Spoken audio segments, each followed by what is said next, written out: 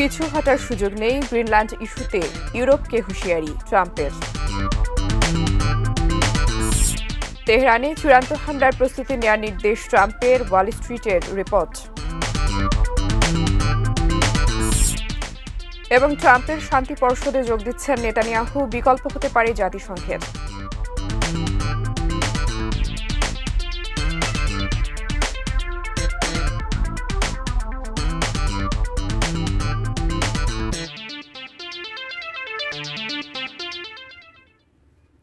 এটি নিউজ দেখছেন। দেশের বাইরের খবরাখবর নিয়ে আমাদের প্রতিদিনের আয়োজন Phoenix finance and investment presents around the ওয়ার্ল্ডে। সঙ্গে আছি ফারহিন টুম্পা। এতক্ষণ শিরোনাম শুনছিলেন। গ্রিনল্যান্ডের নিয়ন্ত্রণ নেওয়ার হুমকি দ্বিগুণ করে মার্কিন প্রেসিডেন্ট ডোনাল্ড ট্রাম্প বলেছেন, দ্বীপটি তাদের জন্য অপরিহার্য, আর পেছনে ফিরে যাওয়ার সুযোগ নেই। বিশ্ব অর্থনৈতিক ফোরামে যোগ দিতে আজ সুইজারল্যান্ডের দাভোসে যাচ্ছেন ট্রাম্প, যেখানে ইউরোপের নেতাদের সঙ্গে গ্রিনল্যান্ড ইস্যুতে আলোচনা হতে পারে। এদিকে সার্বভৌমত্ব রক্ষার প্রশ্নে ইউরোপ আপোষহীন বলে মন্তব্য করেছেন নেতারা। বিস্তারিত শাওন মাহফুজের রিপোর্টে। গ্রিনল্যান্ডের নিয়ন্ত্রণ নিতে অনড় অবস্থান পুনর্ব্যক্ত করেছেন মার্কিন প্রেসিডেন্ট ট্রাম্প। হুমকির মাত্রা আরও দ্বিগুণ করে তিনি বলেছেন, বিশ্ব নিরাপত্তার জন্য গ্রিনল্যান্ড তাদের জন্য অপরিহার্য, পেছনে ফিরে যাওয়ার আর কোনো সুযোগ নেই। But it's a reasonably important area of the globe.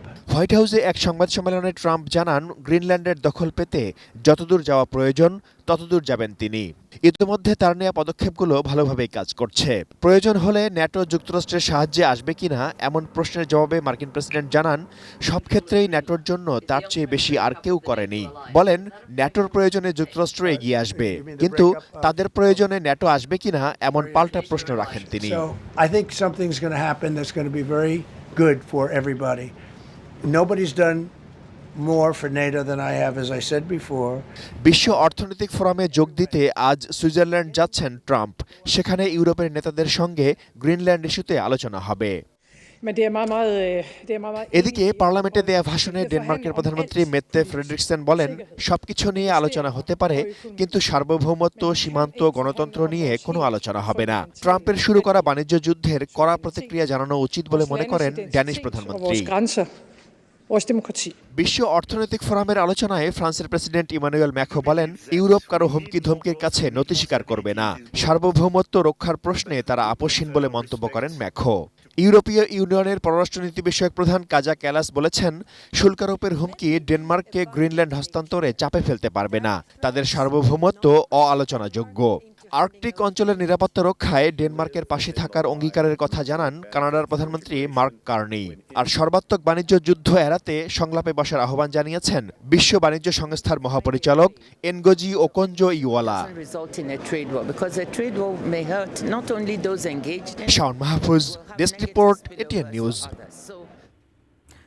গ্রিনল্যান্ডকে কেন্দ্র করে মার্কিন প্রেসিডেন্ট ডোনাল্ড ট্রাম্পের শুল্ক আরোপের হুমকির পর পাল্টা ব্যবস্থা নেওয়ার ঘোষণা দিয়েছে ইউরোপ। তারা ট্রেড বাজুকা নামে একটি নীতিমালা কার্যকরের হুমকি দিয়েছে, যাতে বিপদে পড়বে মার্কিন অর্থনীতিও। Our country and its taxpayers have been ripped off for more than 50 years, but it is not going to happen anymore. It's not going to happen.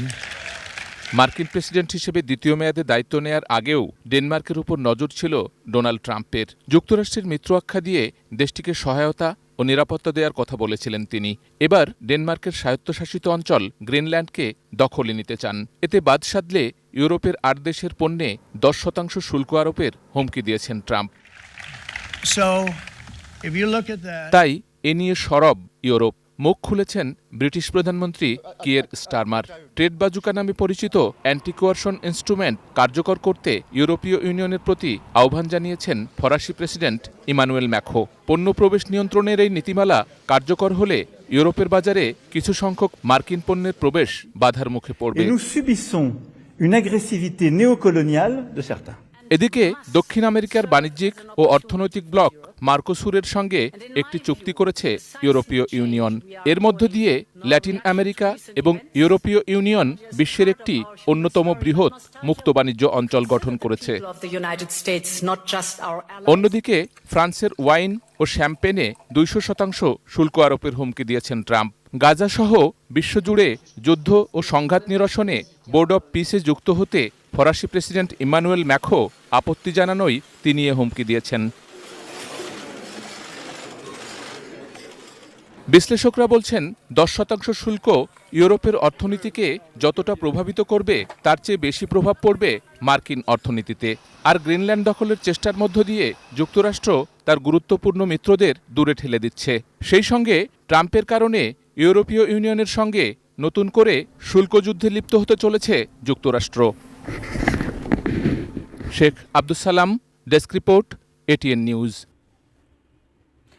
সুইজারল্যান্ডের দাভোসে ওয়ার্ল্ড ইকোনমিক ফোরামের বার্ষিক সম্মেলনে যোগ দিতে যাওয়ার পথে মার্কিন প্রেসিডেন্ট ডোনাল্ড ট্রাম্পকে বহনকারী বিশেষ উড়োজাহাজ এয়ারফোর্স ওয়ানে কারিগরি ত্রুটি দেখা দিয়েছে।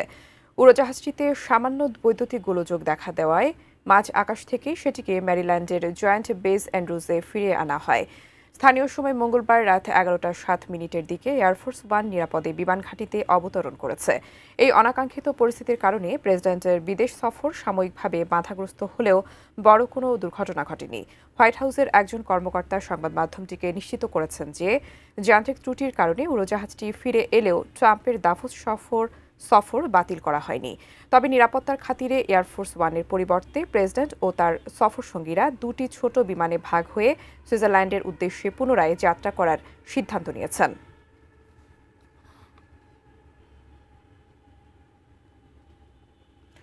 যুক্তরাষ্ট্রের প্রেসিডেন্ট ডোনাল্ড ট্রাম্প ইরানের সামরিক হামলার পরিকল্পনা থেকে সরে আসেননি, বরং তিনি তার সহযোগীদের তেহরানে একটি চূড়ান্ত হামলার প্রস্তুতি নেওয়ার নির্দেশ দিয়েছেন।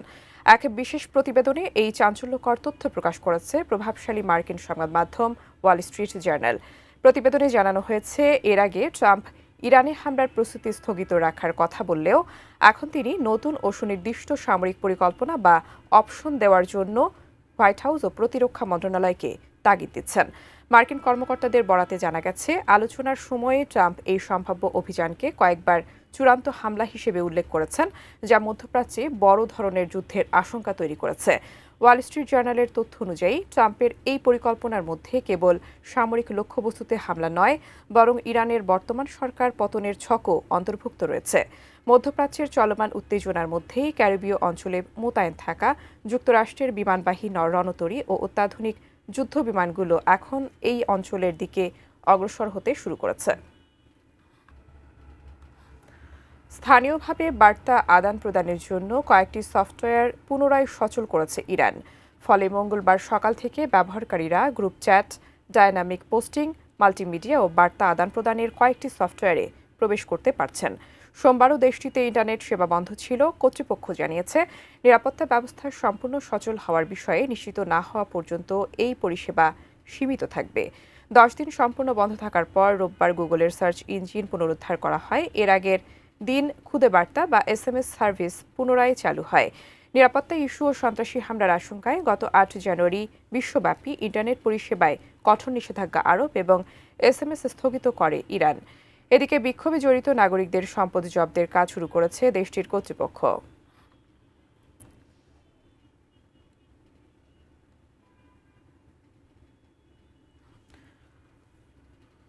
মার্কিন প্রেসিডেন্ট ট্রাম্পের তৈরি করা বোর্ড অব পিস বা শান্তি পর্ষদে যোগ দিচ্ছেন দখলদার ইসরায়েলের প্রধানমন্ত্রী বেনিয়ামিন নেতানিয়াহু। আজ ইসরায়েলি প্রধানমন্ত্রী দপ্তর এই তথ্য জানিয়েছে। এই শান্তি পর্ষদের আজীবন বা অনির্দিষ্টকালের চেয়ারম্যান থাকবেন ট্রাম্প নিজে। তিনি বিশ্বের বিভিন্ন দেশের রাষ্ট্রপ্রধানকে এই বোর্ডে যোগ দেওয়ার আহ্বান জানিয়েছেন। ট্রাম্প বলেছেন, যেসব দেশ $1 বিলিয়ন করে দেবে তারা বোর্ড অব পিসের আজীবন সদস্য হতে পারবেন। এদিকে কূটনীতিকরা সতর্কতা দিয়েছেন, ট্রাম্পের এই সংগঠন জাতিসংঘের বিকল্প হিসেবে দাঁড়িয়ে যেতে পারে। ট্রাম্প নিজেও জানিয়েছেন, হয়তো জাতিসংঘের স্থলাভিষিক্ত হবে বোর্ড অব পিস। এখন পর্যন্ত এতে যোগ দিয়েছে Argentina, Azerbaijan, Belarus, Hungary, Kazakhstan, Morocco, সংযুক্ত আরব আমিরাত এবং ভিয়েতনাম। সর্বশেষ ইসরায়েল এতে যোগ দিচ্ছে। הפגנות למען החירות התפשטו ברחבי המדינה, העם בישראל, העולם כולו। অ্যারাউন্ড দ্য ওয়ার্ল্ডের এই পর্যায়ে বিরতি নিচ্ছি, এরপর আরও যা থাকছে। ট্রাম্পের অভিবাসন নীতির প্রতিবাদ জানিয়ে যুক্তরাষ্ট্রের বিভিন্ন শহরে বিক্ষোভ। জাপানের সাবেক প্রধানমন্ত্রী শিনজো আবের হত্যাকারীর যাবজ্জীবন কারাদণ্ড।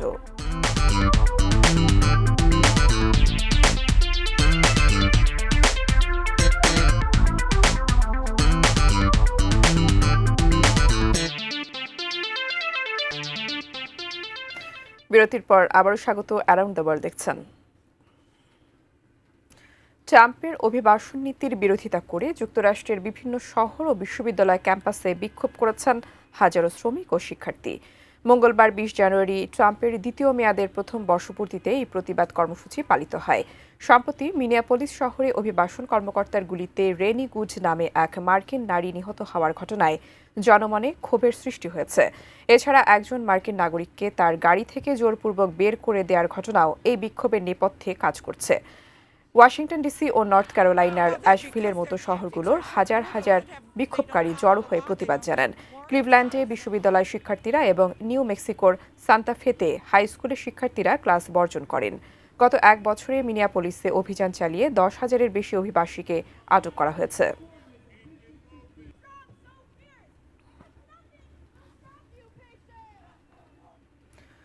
জাপানের সাবেক প্রধানমন্ত্রী শিনজো আবের হত্যাকারীর যাবজ্জীবন কারাদণ্ড দিয়েছেন আদালত।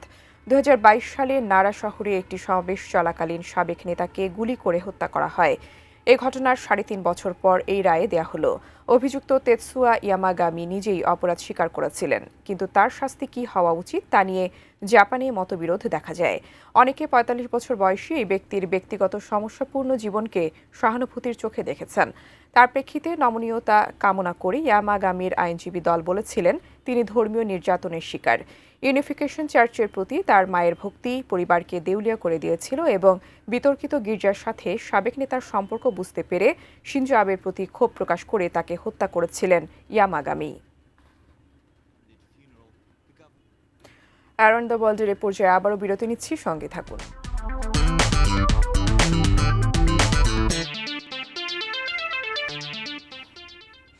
বিরতির পর আবারও স্বাগত। স্পেনের বার্সেলোনায় যাত্রীবাহী ট্রেন দুর্ঘটনায় একজন নিহত হয়েছেন, তিনি ট্রেনটির চালক।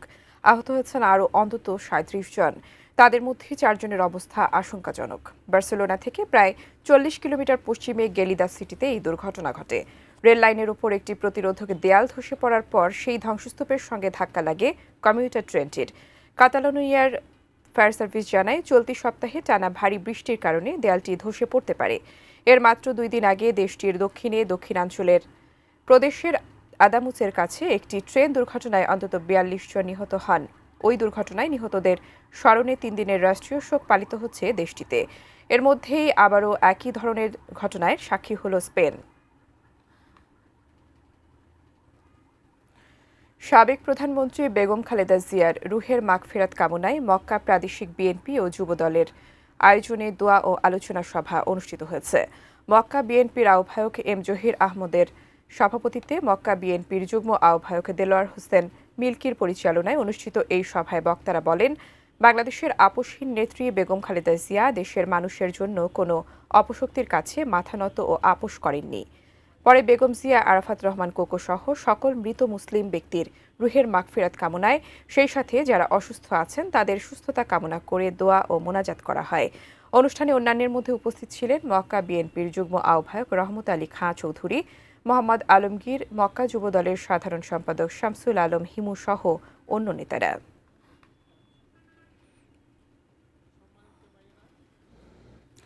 শেষ করছি আয়োজন, তবে তার আগে এক নজরে Phoenix finance and investment presents around the world. পিছু হাঁটার সুযোগ নেই, গ্রিনল্যান্ড ইস্যুতে ইউরোপকে হুঁশিয়ারি ট্রাম্পের। তেহরানে চূড়ান্ত হামলার প্রস্তুতি নেওয়ার নির্দেশ ট্রাম্পের, ওয়াল স্ট্রিটের রিপোর্ট। ট্রাম্পের শান্তি পর্ষদে যোগ দিচ্ছেন নেতানিয়াহু, বিকল্প হতে পারে জাতিসংঘের। ট্রাম্পের অভিবাসন নীতির প্রতিবাদ জানিয়ে যুক্তরাষ্ট্রের বিভিন্ন শহরে বিক্ষোভ। এবং জাপানের সাবেক প্রধানমন্ত্রী শিনজো আবের হত্যাকারীর যাবজ্জীবন কারাদণ্ড।